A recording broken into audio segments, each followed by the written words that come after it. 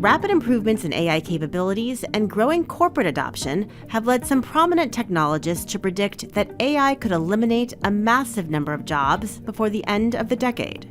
So just how concerned should we be about an AI job apocalypse? I'm Allison Nathan, and this is Goldman Sachs Exchanges.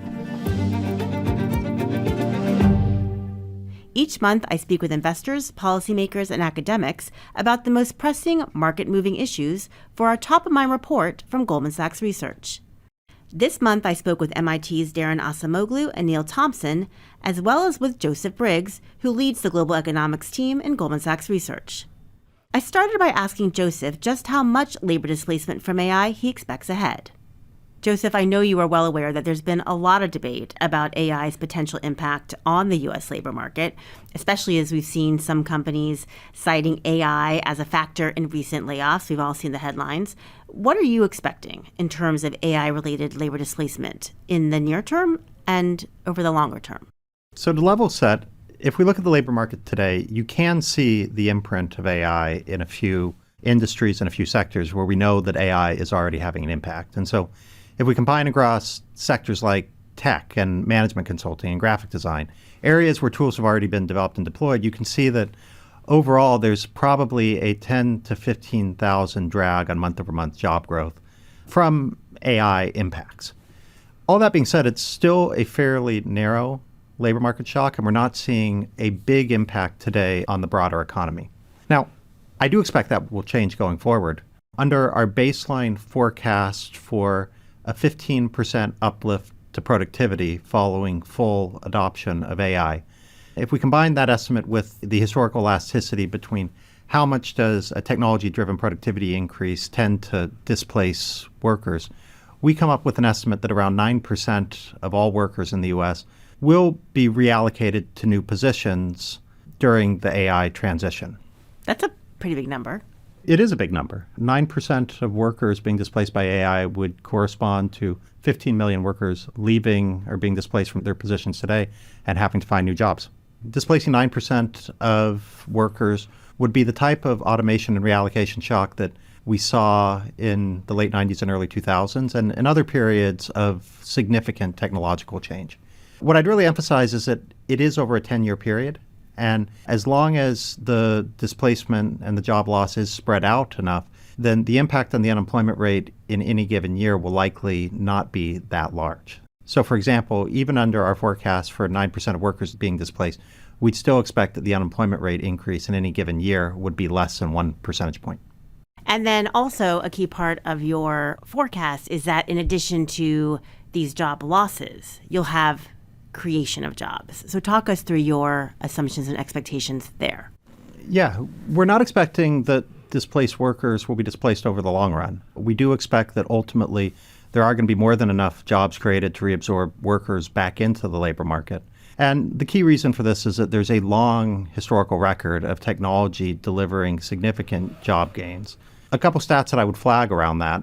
If we look back over the last 80 years, around 85% of job growth has been driven by the technological creation of new positions. Likewise, the U.S. labor market is incredibly dynamic. Every year we see around 30 million jobs being created. Now, granted, 29 million are being destroyed all the time, implying that technology and automation are constantly leading to a significant amount of labor market churn where new positions are created and jobs are destroyed. Now, we think that this will repeat itself going forward, particularly in a world where AI is enabling innovation. Even a 5% acceleration in the pace at which new jobs are being created would be more than enough to reabsorb the workers that we're expecting will be displaced by AI-driven automation. And so over the long run, I'm really not concerned that we're going to see permanent job losses. The bigger question is, does that pace of new job creation pick up fast enough to offset any near-term headwinds?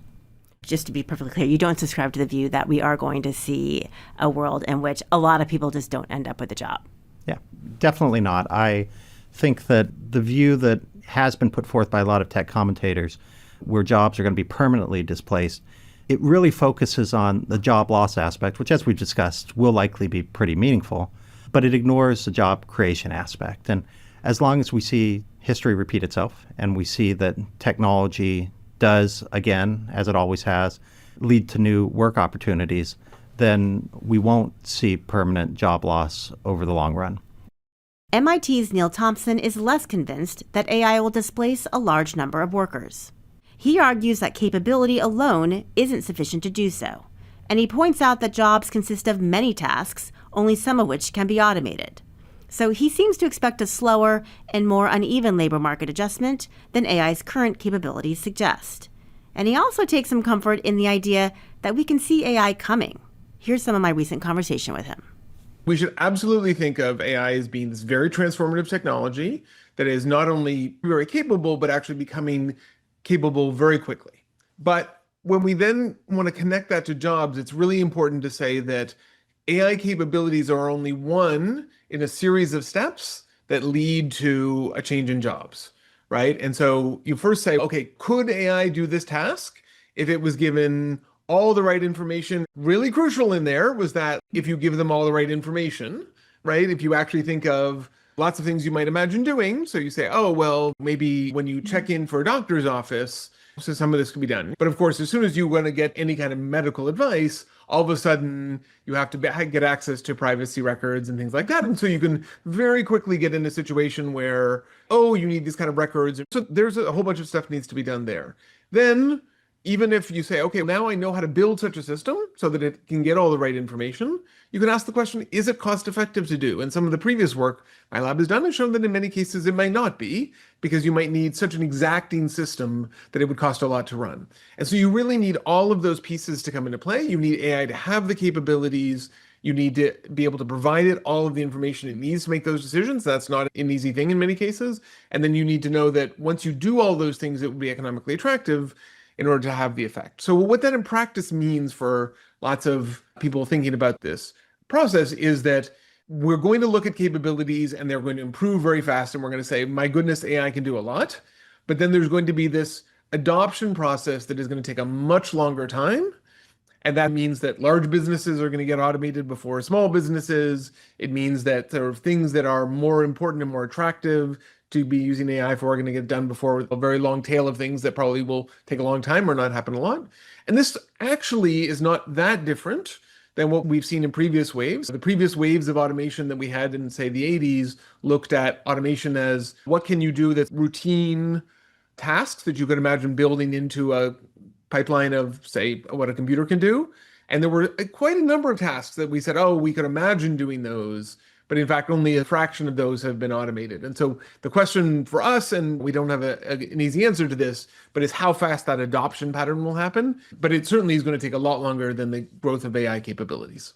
Neil, you often talk about this in terms of expert versus inexpert tasks. Why is that distinction important here? Yeah, so this is very important because in some of my collaborations with David Otter, one of the things we see is that most jobs, it is not that all of the tasks in that job are going to be automated. In most cases, we're going to see partial automation of jobs.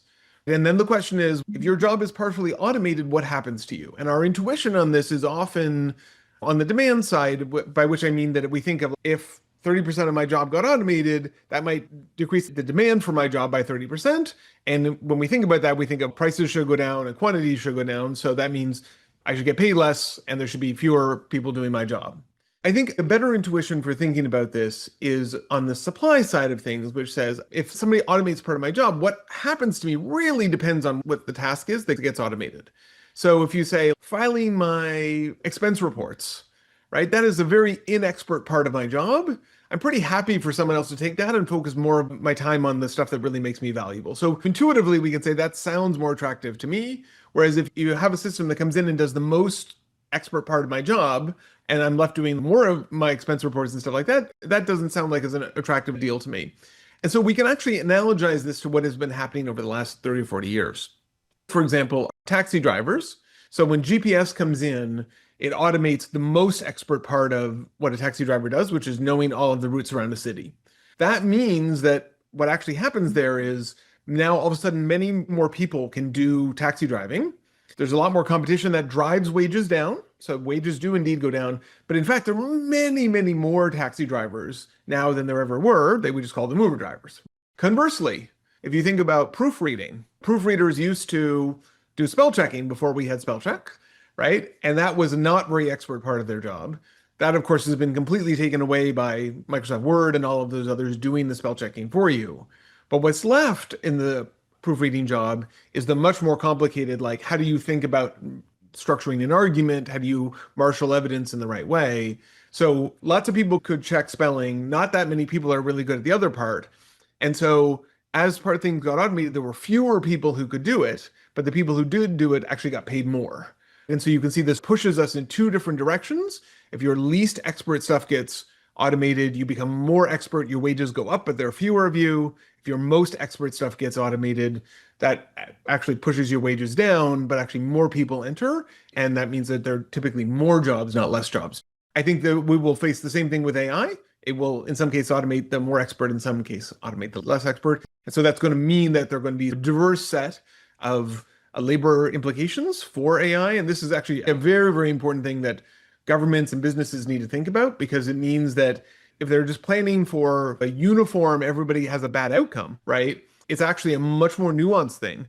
But Neil, let me just ask the bigger question, which is, what does all of this mean for how AI will ultimately impact the aggregate number of jobs? So I think it's an important question, but it's a question that if we think about it at that level, you have a couple of things. So you have this expertise effect as you have a partial automation of a job.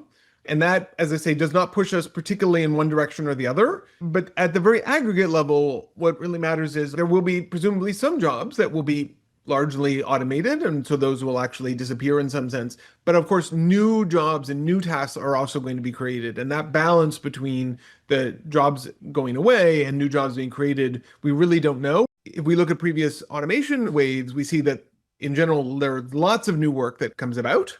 Right? So in general, this has been okay. Now we know that the way that AI processes things is more similar to humans, and therefore we might be a little bit more worried about that. But I think it is really too early to know whether we should be expecting a lot of unemployment from this, or whether the new tasks we've created and the extra leverage that humans will get will actually be very important in allowing us to still have lots of work out there.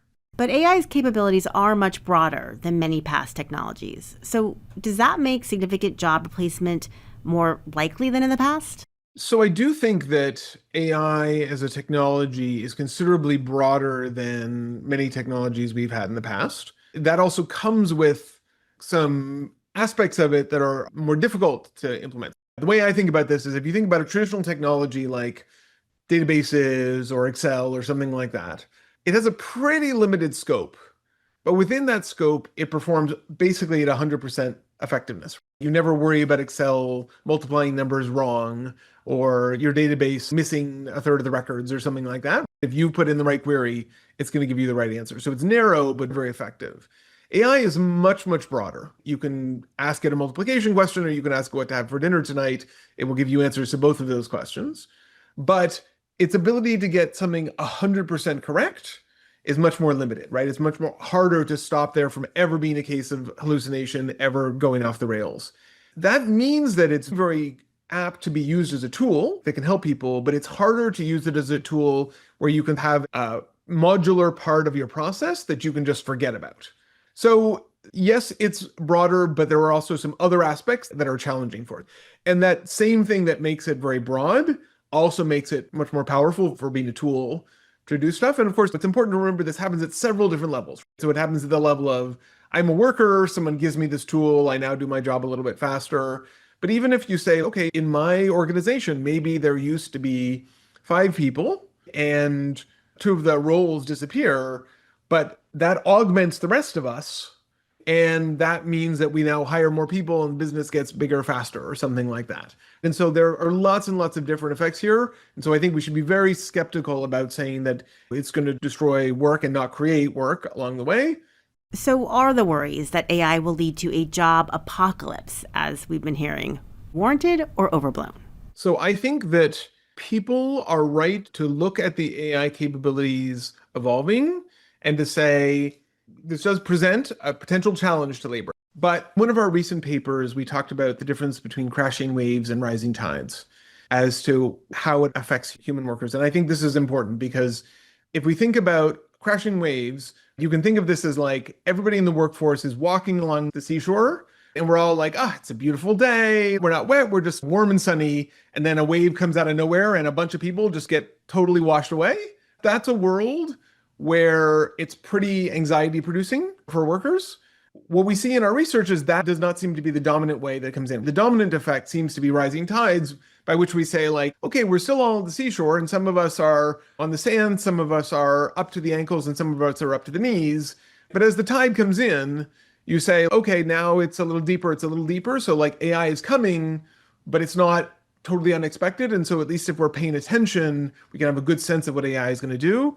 That doesn't protect us from a fast rising tide, but it does mean that we can see it coming and it won't be as big of a shock and we can manage that process better. And so I think that to me is an encouraging sign of businesses and workers can look at what AI can do, can try and manage that process in a way that is much more active than if it was a crashing wave scenario. MIT's Daron Acemoglu sees it a bit differently. He expects AI to have a small net negative impact on labor over the next several years. But he warns that job losses could be larger over the longer term if AI investment continues to focus more on replacing workers than on complementing them. Here's some of my recent conversation with him. Daron, let me first ask, the consensus among economists seems to be that the aggregate labor market data isn't indicating a significant labor market impact from AI yet. So do you expect a larger impact to be visible in the near future? It's very, very difficult to make any kind of predictions with any degree of certainty.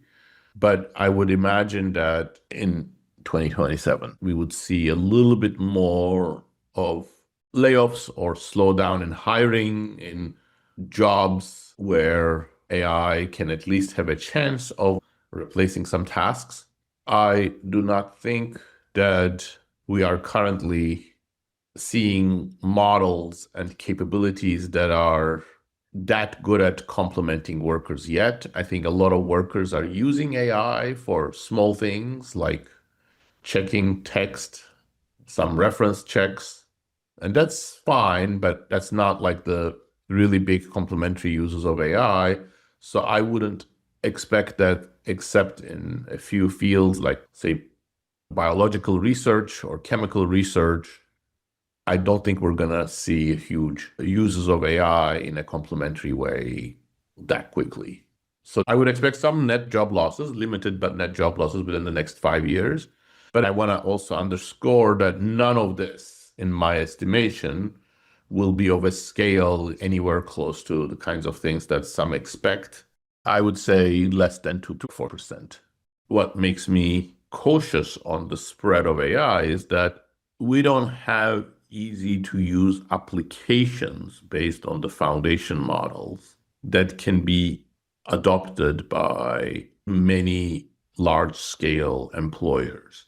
I think you would need more reliable applications built on the foundation layer for these jobs rather than individuals or managers themselves prompt engineering, which would be inconsistent, time-consuming, often challenge the knowledge of teams to use AI, unreliable. All of these things would make that not as likely a scenario. So then we would really need to rely on these applications, and we're not seeing those applications yet. Coding, software engineering is an exception because first, the models are already quite capable in coding because parts of coding have now been quite routinized. And second, the people in the software engineering space are all quite experts in AI, so they can give the right prompts and then troubleshoot and check the work. So that's why I think coding may be an exception in that some impact can be seen without these kinds of reliable applications, easy to use applications. But again, there's a lot of uncertainty. Agentic AI opens the way to develop more of these applications. But once again, I don't know that it's that likely or that productive if every company has to develop those applications themselves. So the agentic advances would be most useful if AI model developers or AI application developers could use those to offer to the market reliable, flexible, easy to use tools that other companies can then adopt. So like the Microsoft Office version of AI, so to speak. What type of worker is most vulnerable? At the moment, I see still the most vulnerable tasks to be those that are cognitive and routine, meaning that involve similar things and not too many new things, not too much innovation, not too much creation, and not too much intense social interaction or judgment. So those would be tasks like customer service reps or back office work. There are a lot of workers who do that. I think in total, if you add those two, it would be 8 million in the United States, 9 million. So that's not a small amount, but also not huge. But does that estimate of AI's labor market impact shift over the medium to longer term? It's much, much more uncertain over, let's say, 10 to 15 years. It will depend on where the investments go. I have argued for more than 10 years now that the complementary path is actually quite productive. It's just that we haven't invested in it. It has a lot of preconditions. It has a lot of different investments that it requires, either at the pre-training level or the application level. It requires very different kind of data, very high quality data, but much more domain specific.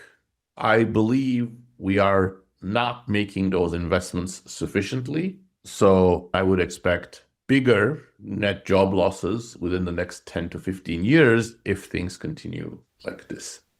There are also so many big wild cards. The big wild card is the integration of AI and robotics. There are efforts on this much more outside of the US than the US, but also in the United States. And if there were amazing breakthroughs there, that would open up the number of jobs that AI would impact hugely. Physical task is about 50% of the work in the US economy. The next layer is jobs that involve judgment, middle managers. That's where the agentic advances are going to be very important and the applications are going to be very important. That is very uncertain, but we may get more information on that in the next year or so. And then the next big chunk is jobs that involve social interactions, where you need two kinds of changes for those to be in the crosshairs. One is the models need to improve in the social dimension. They're already not that bad in some of those, but they would still need quite significant improvements. But also the human consumers need to change their preferences and what they see as normal, that they accept social interaction from AI bots more than they do. And the new generation is more open, I think, on some of these issues, but how quickly that will go, I don't know. But let me zoom out for a second. The vast majority of job growth since 1940 has been driven by technology, as well as the creative destruction process. So do you think this time will be different? There's no general law of economics that says that job creation always has to match job destruction. If you look at the last 80 years, a lot of job growth has come from changing tasks, new tasks, changing structure of occupations. But it has not been at an even pace. We have not generated as many jobs for workers without a college degree since 1980 as we used to before 1980. And that's why if you look at the employment to population ratios of especially men without a college degree, they have fallen quite a lot. And wages have fallen and stagnated for workers of that sort. And during certain periods, like the 50s, 60s, early 70s, creation exceeded destruction and created a lot of demand. So that's why wages increased even faster than productivity during that period. But it has fallen short of destruction since the late 1970s, with some periods of exception in between. If we just were to repeat the period since the 1970s, but now with the destruction coming from cognitive office jobs, that would already be, I think, the kinds of limited job losses that I'm talking about. So I'm not saying that there is anything completely different this time, but every episode is different because those balance between creation and destruction, automation versus new tasks and changing occupations, those are different in every sub-period. And so, Daron, what do you think the impact of these shifts from AI will be on wages and income inequality, which is very much in focus right now? First of all, I think that inequality and employment are actually more tightly linked than sometimes is implied. If you experience declining or stagnant wages for some groups, they typically also reduce their employment population ratio or the participation rate. That's why I believe that some groups are going to suffer in terms of their wages, as well as seeing somewhat slower employment growth or some employment declines. That, therefore, is the basis of my belief that we should expect increase in labor income inequality. Now, there is one caveat to that, an important caveat, which is that if the jobs that are replaced were done by managers or already highly paid workers, that would work out differently. That now you're not replacing the jobs that blue-collar workers used to perform, like the technologies of the 1980s, 1990s, 2000s, which then increase inequality because those middle-class type of wages were replaced by lower wages that many of these workers could get only in lower-ranked occupations. If somehow you started replacing managers in large companies who are well paid, inequality could decline. I don't think that's the most likely scenario because my earlier account, it's the simpler, cognitively more predictable jobs, customer service, back office, those are not the highly paid workers. And moreover, very well paid employees would go and find jobs in other occupations. So they wouldn't be the ones that bear the burden as much as then the next layer who are then displaced. So that's the basis of my belief that labor income inequality would increase. Honestly, I'm not sure if I came away from these conversations more concerned or more comforted. There's a lot that we still don't know. But I'll leave it there for now. My thanks to Daron Acemoglu, Neil Thompson, and Joseph Briggs. And thank you for listening to this episode of Goldman Sachs Exchanges, which was recorded in June 2026. I'm Allison Nathan.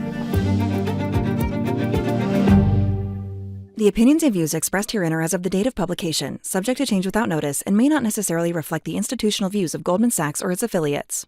The material provided is intended for informational purposes only and does not constitute investment advice, a recommendation from any Goldman Sachs entity to take any particular action, or an offer or solicitation to purchase or sell any securities or financial products.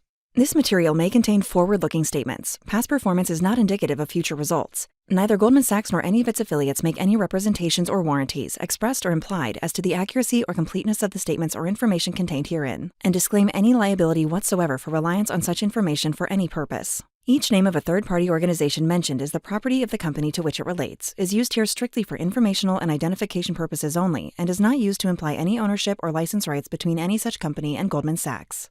A transcript is provided for convenience and may differ from the original video or audio content. Goldman Sachs is not responsible for any errors in the transcript. This material should not be copied, distributed, published, or reproduced in whole or in part, or disclosed by any recipient to any other person without the express written consent of Goldman Sachs. Disclosures applicable to research with respect to issuers, if any, mentioned herein are available through your Goldman Sachs representative or at www.gs.com/research/hedge.html. Goldman Sachs does not endorse any candidate or any political party. Copyright 2026. Goldman Sachs. All rights reserved.